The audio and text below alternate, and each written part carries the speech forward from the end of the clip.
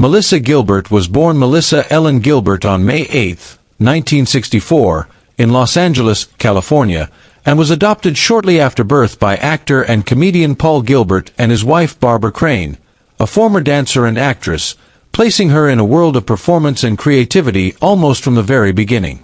It quickly became clear that she possessed a rare emotional authenticity, and she began acting professionally at a remarkably young age, appearing in commercials and television roles before most children her age had even started school. That natural presence would define her life when, in 1974, at just 9 years old, she was cast as Laura Ingalls on Little House on the Prairie, a role that would permanently shape her identity.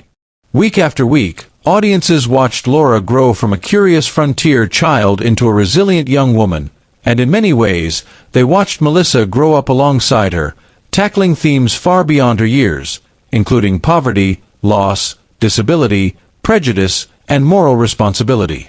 Under the guidance of Michael Landon, who portrayed her on-screen father and served as the show's creative backbone, Melissa learned discipline, emotional honesty, and the power of storytelling, forming a bond that felt more like family than cast and crew. Even after the series ended in 1983, Laura Ingalls remained inseparable from Melissa Gilbert in the public imagination, and transitioning from beloved child star to adult actress proved challenging.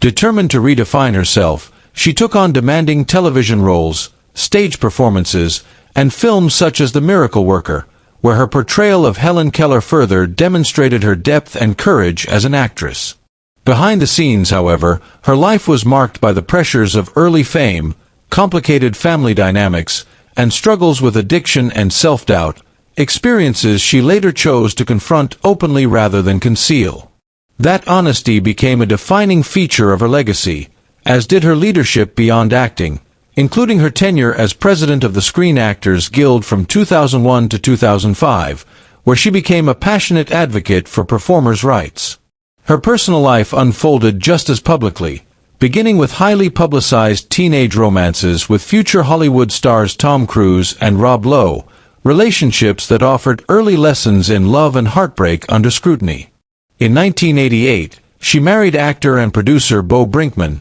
seeking stability and a sense of normalcy, and welcomed her first son, Dakota, a role she has often described as the most grounding and transformative of her life. Though that marriage ended in divorce in 1992,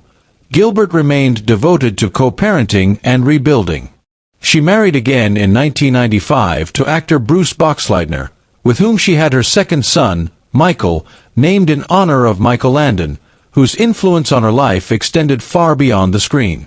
While that marriage lasted many years, it too ultimately ended in divorce in 2011, marking another period of reflection and growth. Love found her again in 2013 when she married actor and director Timothy Busfield, forming a blended family rooted in shared experience and emotional honesty, or so it appeared. In mid-January 2026, long-rumored tensions in Gilbert's private life erupted into national headlines when reports emerged that a warrant had been issued in New Mexico for Busfield's arrest on allegations of sexually assaulting twin boys during the production of a television series, accusations he has denied through legal counsel.